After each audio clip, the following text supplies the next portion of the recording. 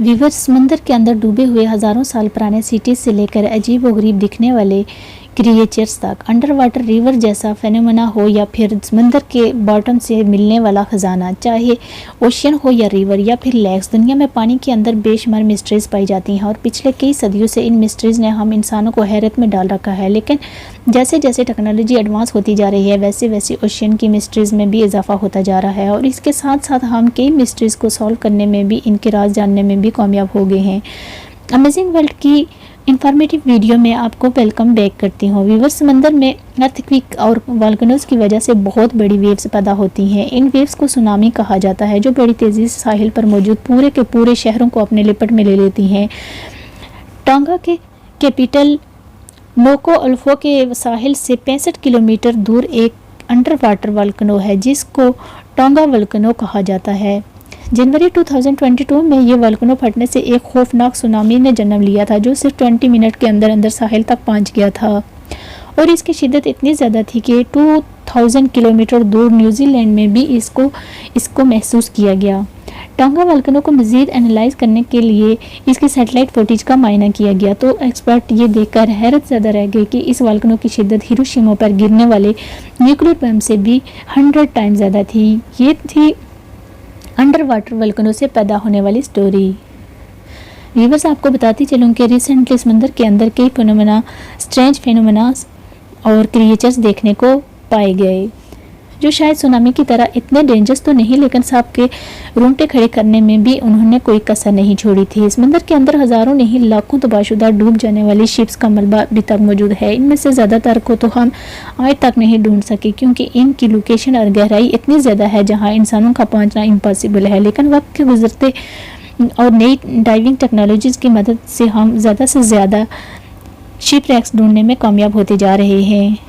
1901 year में Greece के एक आइलैंड एंटीकैथरा के करीब डीप सी डाइवर्स को एक शिप का मलबा मिला। इस मलबे में इनको जो चीज़ें मिली, उसने हमें हैरत ज़्यादा कर दिया, ह्यूमन के कंसेप्ट को ही बदल कर रख दिया।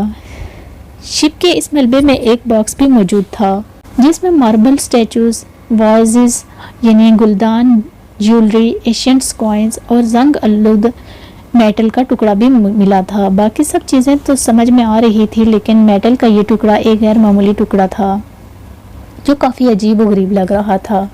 जब इस पर मज़ीद रिसर्च की गई तो एक एक करके सारी हकीकत खुलकर सामने आना स्टार्ट हो गई। शिपरैक में मौजूद जगह पर राइटिंग देखकर अंदाज़ा लगाया गया कि एंशियंट ग्रीस के दौर में तैयार हुआ था।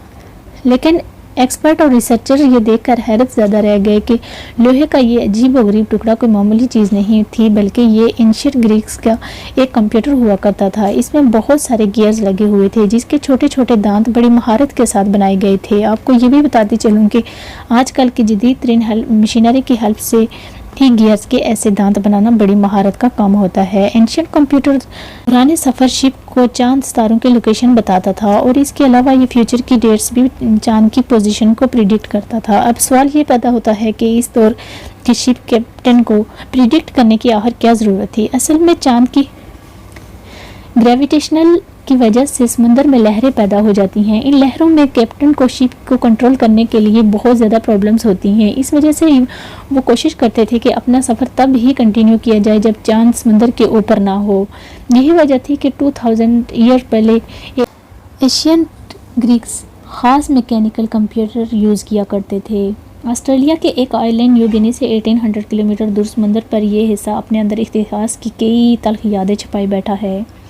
चुक लुगोन से जाना जाने वाला ये समंदर का वो हिस्सा है जिसके बॉटम पर बेशुमार fighter jets, ships, tank, trucks और आर्टिलरी मिसाइल्स का मलबा मौजूद है। ये सब देखकर डीप सी डाइवर को वर्ल्ड वार 2 का वो दिन याद आ गया जब अमेरिका ने ऑपरेशनल हॉल्ट स्टोन करके जापान की 40 warships, 2 light cruise, 4 destroy ships, 9 auxiliary ships और 2 दर्जन से ज़ायद कार्गो वेसल्स और 250 एयरक्राफ्ट्स को तबाह कर दिया था। आज भी चुक लुगोन को अंडर वाटर ग्रेवयार्ड के नाम से याद किया जाता है, जहां सिर्फ चंद ही घंटों में हजारों जाने समंदर की नजर कर दी गई थी। अंटार्कटिका में जमे हुए ओशन के नीचे मौजूद ये याच एक मूवी की शूटिंग के दौरान तूफानी लहरों में डूब गई थी। अंटार्कटिका की मैक्सवेल बे में ब्राजीलियन जर्नलिस्ट इस याच में 4 फिल्म क्रू के साथ आइसबर्ग से होता हुआ एक मूवी की डॉक्यूमेंट्री की शूटिंग के मकसद से गुजर रहा था।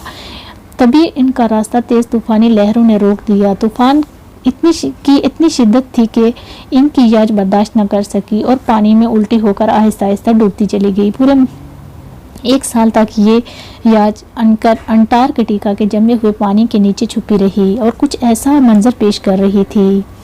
1 साल के बाद जब इसको निकाला गया तो इसकी हालत इतनी ख़राब थी कि इसको रिपेयर करना भी पॉसिबल नहीं था। रिसर्चर्स की एक टीम इंग्लैंड और यूरोप के दरमियान इंग्लिश चैनल में रिसर्च के मकसद पर गई। समंदर की सतह से नीचे इनको ज़मीन का एक ऐसा टुकड़ा मिला जहां पर आज भी दरख्तों के तने ज़मीन से जुड़े हुए हैं। ये मंजर बहुत ज़्यादा हैरत अंगेज़ मालूम होता है क्योंकि समंदर के अंदर किसी भी सूरत कोई दरख्त ग्रो नहीं कर सकता। ये इस बात की निशानी है।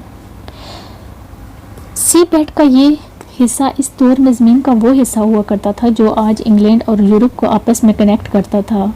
मज़ीद रिसर्च से ये भी पता चला कि आज से तकरीबन 8000 साल पहले ये लैंड ब्रिज किसी वजह से पानी में डूब गया था। मेक्सिको के युकाटन पेनिनसुला में एक नेचुरल वाटर है जिसे सनोटे एंजेलिटा कहा जाता है। इसकी खास बात यह है कि ये पानी के अंदर जाते ही 55 मीटर की गहराई के बाद एक रिवर मौजूद है जो पानी के अंदर ही बहता है। ये अमेजिंग मंजर देखने के लिए रोज़ाना कई डाइवर्स यहाँ से जाते हैं क्योंकि पानी के अंदर ही किसी दरिया का बहना वाकई एक एक्स्ट्रा ऑर्डिनरी एक्सपीरियंस है। लेकिन आखिर ये पॉसिबल कैसे है? ओशियन एक्सपर्ट का मानना है कि बेसिकली ये एक लाइम स्टोन की केव है जिसमें ओशियन का पानी ज़मीन के अंदर से होकर आता है। ओशियन का साल्ट वाटर क्योंकि हैवी होता है इसी वजह से ये केव में मौजूद फ्रेश वाटर से मिक्स नहीं होता और हैवी होने की वजह से केव के बॉटम में ही रहता है। हाइड्रोजन सल्फाइड का ये बादल पानी के अंदर एक रिवर के बहने का इफेक्ट देता है। बहामस में मौजूद सतह समंदर से सिर्फ 6 मीटर की गहराई पर गोल पत्थरों से बना एक रास्ता दिखने को मिलता है जो एक नामालूम मकाम की तरफ जाता है। बिमिनी आइलैंड के करीब समंदर के अंदर 1 किलोमीटर लंबा ये रास्ता बिमिनी रोड से जाना जाता है। जब पहली बार 1930 में ये रास्ता डिस्कवर किया गया तो इसको लेकर कई थ्योरीज गर्दिश करने लगी। कुछ लोगों का मानना था कि ये एक नेचुरल रॉक फॉर्मेशन है जबकि दूसरों का मानना था कि ये रास्ता एंशिएंट इजिप्शियन के किंग ने अंडर वाटर अटलांटिक सिटी में जाने के लिए बनाया था। बस इसी वजह से ये मिस्ट्रीज रॉक फॉर्मेशन या फिर बिमिनी रोड काफ़ी पॉपुलर है। मिशिगन के यूरन के पत्थर से बना एक ऐसा स्ट्रक्चर मौजूद है जो फिलहाल डिसअसेंबल हो गया है। एक्सपर्ट का मानना है कि अगर ये अच्छी कंडीशन में होता तब ब्रेटन स्टोनहेंज के जैसे दिखाई देता। 120 फीट की गहराई में पाए जाने वाले 9000 ईयर पहले पुराने स्टोन के स्ट्रक्चर के बारे में एक्सपर्ट का ख्याल है कि पहले ये पानी के नीचे नहीं होता था और एशियन हंटर्स 1000 साल पहले इसको कैरबो नामी एक स्पेशल जानवर पकड़ने के लिए ये यूज़ किया करते थे। ये मिस्ट्री स्टोनहेंज एक झलक दिखाई है कि कैसे एशियन ह्यूमन अपना पेट पालने के लिए मेहनत करते थे। दुनिया के कई सी के फ्रंट्स पर रात के वक्त पानी में इस तरह की ब्लू लाइट देखने को मिलती हैं जिसको बायोल्यूमिनेंस कहा जाता है। ये लाइट देखने में बहुत ही अमेजिंग व्यू देती हैं लेकिन इनकी हकीकत यह है कि ये लाइट पानी में मौजूद बैक्टीरिया अपनी बॉडी से एमिट करते हैं। समुद्री दुनिया के कई क्रिएचर्स ऐसे हैं जो अपने जिस्म में केमिकल रिएक्शन की वजह से लाइट प्रोड्यूस करते हैं। ये लाइट इतनी धीमी होती है कि इनको सिर्फ रात के अंधेरे में ही देखा जा सकता है। एक्सपर्ट का मानना है कि लाइट प्रोड्यूस करने वाले बैक्टीरिया इंसानों और आसपास की मछलियों को नुकसान भी पहुंचा सकते हैं। आई होप अमेजिंग वर्ल्ड की ये इंफॉर्मेटिव वीडियो आपको अच्छी लगी होगी। अगर वीडियो अच्छी लगी तो लाइक एंड शेयर ज़रूर कीजिएगा और साथ ही मेरे यूट्यूब चैनल अमेजिंग वर्ल्ड को सब्सक्राइब करना बिल्कुल भी ना भूलिएगा और साथ लगे बेल आइकन को प्रेस करें और प्रेस करने के बाद ऑल पर ज़रूर क्लिक कीजिएगा ताकि मेरी हर नई आने वाली वीडियो का नोटिफिकेशन आप तक पहुँचे।